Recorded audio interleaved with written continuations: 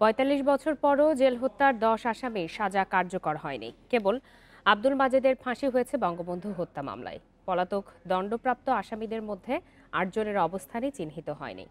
আইনমন্ত্রী বললেন, দুজনকে ফিরিয়ে আনার প্রক্রিয়া চলছে। আর অ্যাটর্নি জেনারেল বলছেন, পলাতকদের অনেকেই বিভিন্ন দেশে নাগরিকত্ব পাওয়ায় ফিরিয়ে আনা কঠিন। ১৯৭৫ সালের ৩ নভেম্বর কারাগারে হত্যা করা হয় জাতীয় চার নেতাকে। মামলা হয় পরদিনই, কিন্তু তদন্ত থমকে ছিল ২১ বছর।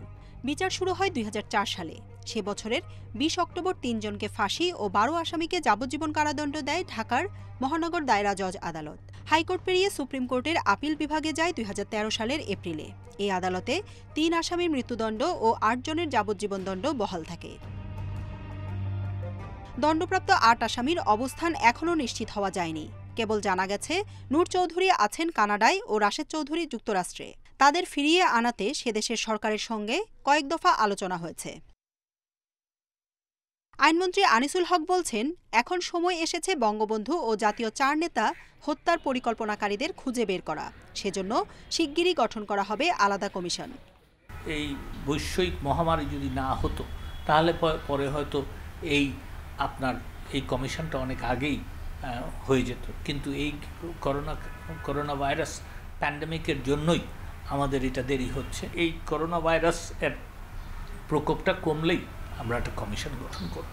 অ্যাটর্নি জেনারেল বলছেন, রাজনৈতিক প্রেক্ষাপটে দীর্ঘদিন তদন্ত বন্ধ ছিল। এ সুযোগে পালিয়েছে আসামিরা, বিদেশে নাগরিকত্বও পেয়েছে তারা বিভিন্ন দেশে কিন্তু পলাতক অবস্থায় আছেন এবং বিভিন্ন দেশের কিন্তু আর ওদের অন্য ধরনের একটা প্রটোকল আছে। তারা কিন্তু ওই দেশের নাগরিকত্ব পেয়ে গেছেন অনেকে, যার ফলে তাদেরকে নিয়ে আসাটা কিন্তু একটা আইনি প্রক্রিয়ার মাধ্যমে যেতে হয়। সেই আইনি প্রক্রিয়াটা চলছে এবং আর অনেকগুলো দেশে বিভিন্ন ধরনের আইন রয়ে গেছে। সেই আইনগুলো মোকাবেলা করে এদেরকে নিয়ে আসতে হচ্ছে। বঙ্গবন্ধু হত্যা ও জাতীয় চার নেতাকে হত্যার উদ্দেশ্য মুক্তিযুদ্ধের আদর্শকে বিলীন করে দেয়া বলে মনে করেন সংশ্লিষ্টরা। জান্নাতুল ফেরদাউস তানভি, ইন্ডিপেন্ডেন্ট নিউজ, ঢাকা। বঙ্গবন্ধুকে সপরিবারে হত্যা করে মুক্তিযুদ্ধের আদর্শকে সমূলে ধ্বংস করার লক্ষ্য বাস্তবায়নেই জাতীয় চার নেতাকে হত্যা করা হয়েছিল, এমনটাই মনে করেন ইতিহাসবিদ ও রাজনীতি বিশ্লেষকেরা। তাদের মতে হত্যাকাণ্ডের বিচার হলেও ইতিহাসের স্বার্থে মূল চক্রান্তকারীদের চিহ্নিত করতে একটি কমিশন গঠন জরুরি। মুক্তিযুদ্ধে বিজয়ের মাত্র ৩.৫ বছরের মাথায় জাতির পিতাকে সপরিবারে হত্যা করা হয়।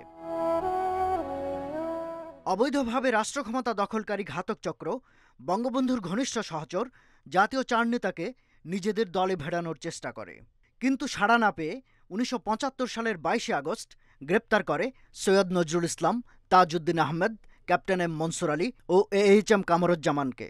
তারপরও ক্ষান্ত হয়নি কাপুরুষেরা। শেষ পর্যন্ত কারাগারে বন্দী অবস্থায় ৩রা নভেম্বর ভোর ৪টা থেকে ৫:৩০টার মধ্যে চার নেতাকে হত্যা করা হয়।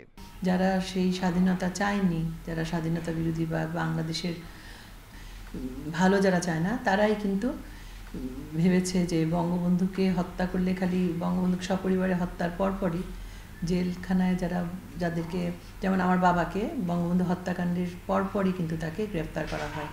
তাদের ভয় ছিল যে এই চার নেতার প্রতি, জাতীয় চার নেতা সৈয়দ নজরুল ইসলাম, তাজউদ্দিন আহমদ, ক্যাপ্টেন মনসুর আলী, কামরুজ্জামান, যে ওনাদেরকে দিয়ে তারা যে কোনো কিছু করাতে পারবে না। এই ভয়টা ছিল বলেই তারা তাকে শেষ পর্যন্ত তাদেরকে হত্যা করে। রাজনীতি বিশ্লেষকরা মনে করেন, শুধু ১৫ আগস্টের ঘাতকরাই এ হত্যায় জড়িত এমন ভাবাটা অতি সরলীকরণ। তারা একটা প্রক্রিয়ার মধ্য দিয়ে যাচ্ছিল। ৩ নভেম্বরে এসে আরেকটা গ্রুপ আরেকটা অভ্যুত্থান করে ওই প্রক্রিয়াটাকে ডাইভার্ট করে দেয়। এই চার নেতা যে নিহত হলেন, এটা কে করেছে তার চাইতে বড় প্রশ্ন হলো যে এটার বিরোধিতা কেউ করেনি।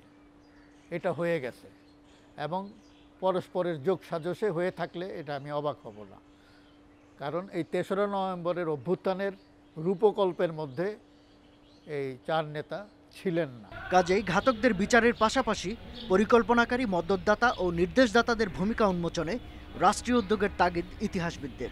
15ই আগস্ট সম্পর্কে যেমন আমি বলেছি যে পূর্ণাঙ্গ তদন্ত কমিশন করা দরকার, জেল হত্যা সংক্রান্ত তদন্ত কমিশন করতে হবে, কারণ খুনের উত্তরাধিকার আর রক্তের উত্তরাধিকারকে বন্ধ করতে হলে সঠিক বিচার করতে হবে সঠিক প্রেক্ষাপটে। তাদের মতে হত্যাকাণ্ডের চক্রান্ত উন্মোচনে এ দুই কমিশনের তদন্ত প্রতিবেদন ও পর্যবেক্ষণ দেশে রাজনৈতিক হত্যা ও মুক্তিযুদ্ধের আদর্শ বিরোধিতার বিষয়কে আরও স্পষ্ট করবে। শাহাদাত স্বপন, ইন্ডিপেন্ডেন্ট নিউজ, ঢাকা। এদিকে প্রতিবারের মতো এবারও জেল হত্যা দিবস উপলক্ষে বিভিন্ন কর্মসূচি পালন করছে আওয়ামী লীগ। তবে করোনার কারণে সব আয়োজন হচ্ছে সীমিত পরিসরে। বনানী কবরস্থানে কারাগারে নির্মমভাবে নিহত জাতীয় 4 নেতার সমাধি ও 15 আগস্ট নিহত সব শহীদের কবরে ফুল দিয়ে শ্রদ্ধা জানাচ্ছে দলের নেতাকর্মীরা। সেখানে রয়েছেন সহকর্মী শাহাদাত স্বপন, যাব তার কাছে। স্বপন, শ্রদ্ধা নিবেদন শেষে আজকে সারাদিনে আর কি আয়োজন রয়েছে বিস্তারিত জানাবেন। দেখুন, বনানী কবরস্থানে আওয়ামী লীগের সাধারণ সম্পাদক আওয়ামী লীগের পক্ষ থেকে শ্রদ্ধা নিবেদন করতে এসেছিলেন সকাল 8:30টার দিকে। তিনি এখানে এসে জাতীয় 4 নেতার প্রতি শ্রদ্ধা নিবেদন করেছেন, পাশাপাশি 15 আগস্টে নিহতদের প্রতিও শ্রদ্ধা নিবেদন করেছেন। আপনি জানেন যে তাদেরকেও এই বনানী কবরস্থানে সমাহিত করা হয়েছে 15 আগস্টে যারা নিহত হয়েছিলেন।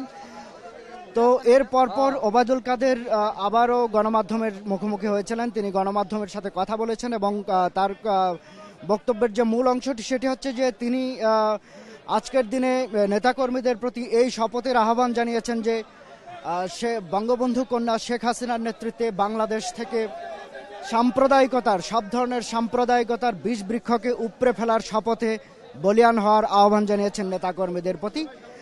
পাশাপাশি তিনি 4 নেতা এবং বঙ্গবন্ধুর যে রাজনৈতিক আদর্শ, সেই আদর্শের প্রতি শ্রদ্ধাশীল হয়ে নেতাকর্মীদের রাজনৈতিক পথ চলায় সামনে আগানোর আহ্বান জানিয়েছেন। এর পরপরই কিন্তু ওবায়দুল কাদেরের শ্রদ্ধা নিবেদনের পরপর এখানে এসেছিলেন আওয়ামী লীগের অন্যান্য নেতারা, পাশাপাশি যুবলীগ, স্বেচ্ছাসেবক লীগ, ছাত্রলীগ সহ আওয়ামী লীগের সহযোগী সংগঠনের নেতাকর্মীরাও এখানে এসেছেন। যে বিষয়টি আসলে বলছেন যে সেই সামাজিক দূরত্বের বা করোনার জন্য সতর্কতার সেই বিষয়টি কিন্তু এখানে আমরা এসে অনুপস্থিত দেখেছি। এখানে নেতাকর্মীরা গায়ের সাথে গা লাগিয়ে এখানে বেশ অনেক বড় জমায়েত হয়েছে যেটিকে বলতে হবে, অর্থাৎ সামাজিক দূরত্ব এখানে কিন্তু নিশ্চিত করা হয়নি। তো আজকে সারাদিনে আরও অনেক কর্মসূচি আছে, অর্থাৎ মিলাদ মাহফিল, দোয়া ইত্যাদি তো আছেই। পাশাপাশি আজকে বিকেল 3টায় আওয়ামী লীগের কেন্দ্রীয় কার্যালয়ে আজকের দিবস উপলক্ষে আওয়ামী লীগের একটি আলোচনা সভা আছে, যেটিতে আওয়ামী লীগের সভাপতি প্রধানমন্ত্রী শেখ হাসিনা উপস্থিত থাকবেন। তিনি অবশ্য গণভবন থেকে ভিডিও কনফারেন্সে সেই অনুষ্ঠানে যুক্ত হবেন এবং সেখানে তিনি বক্তব্য রাখবেন। এর পাশাপাশি আজকে সারাদিনই কিন্তু ঢাকা সহ সারা দেশেই আজকের দিনের স্মরণে নেতাকর্মীদের আজকের যে দিনের যে তাৎপর্য, সেই তাৎপর্যকে তুলে ধরে কিন্তু আওয়ামী লীগ এবং আওয়ামী লীগের বিভিন্ন অঙ্গ ও সহযোগী সংগঠন বিভিন্ন ধরনের কর্মসূচি পালন করবে। এই ছিল আমার কাছে জাতীয় 4 নেতার স্মরণে আওয়ামী লীগের যে কর্মসূচি, সেই কর্মসূচির সবশেষ খবর বনানী কবরস্থান থেকে।